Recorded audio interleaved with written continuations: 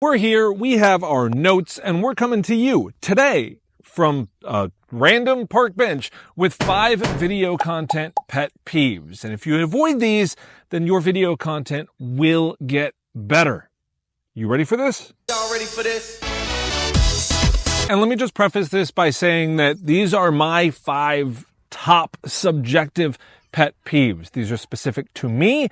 You may not think this, and that's okay. That's what makes us different people, but this is my video, so here we go. Pet peeve number 1, handheld lavalier microphones. Those little itty-bitty ones made by companies like Rode and DJI and any brand you can possibly imagine on Amazon. Get them out of your hands.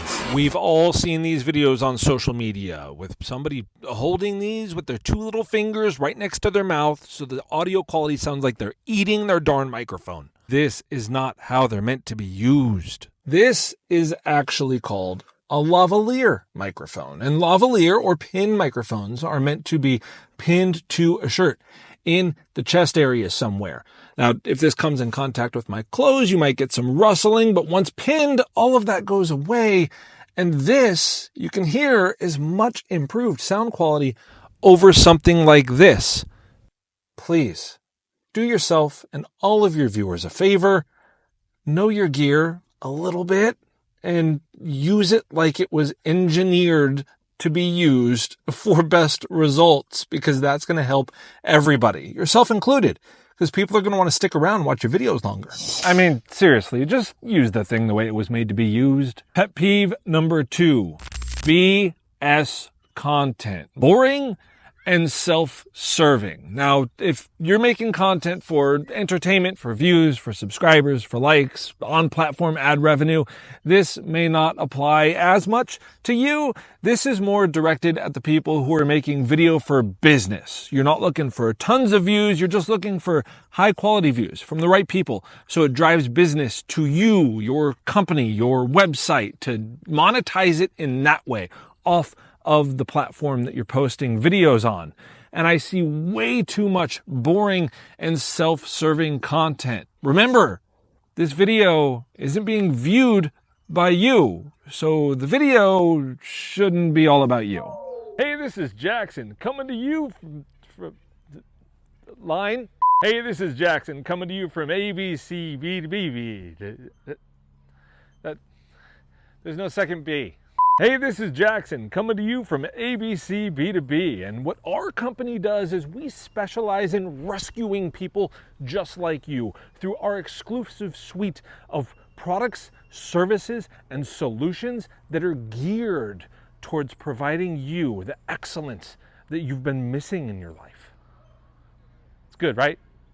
Nailed it. Nobody cares, Jackson. What are you actually doing for your customer?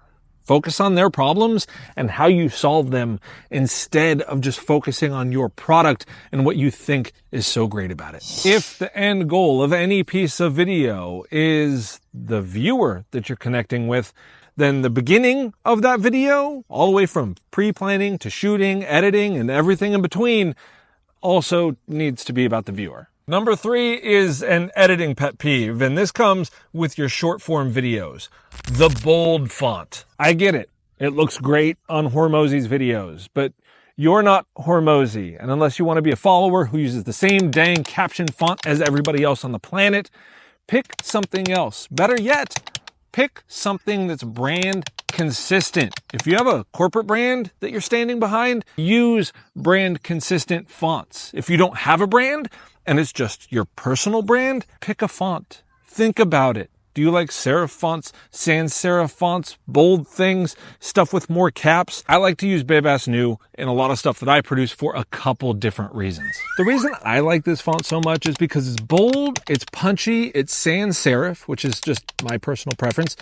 And most importantly, it's condensed. It's really narrow, which means that you're going to fit a lot of words on the screen at any given time, adding to the readability of those captions. And we're going to mention this a little bit more in the next pet peeve. And yes, I'm in a tree right now.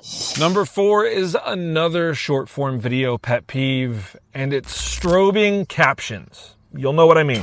This right here is the exact type of stuff I'm talking about. Please avoid this look at all costs. It's no good, and it actually does more to hurt your message than help it. Don't forget that the main objective of captions is to make sure that your message can be taken in whether the sound is on or not. Objective number one with solid custom captions is readability. Then you can worry about animations, colors, fonts, and all that other fun stuff that makes it more engaging or more personal to you. But if you do any of that and it sacrifices the readability of those captions, then you're kind of defeating the point. And pet peeve number 5, like, forward, share, subscribe. No, I'm not asking you to do this. Even though it'd be really cool if you did, I hate it when people ask you to do this before giving any value in the piece of content. You gotta earn that ask, at least a little bit.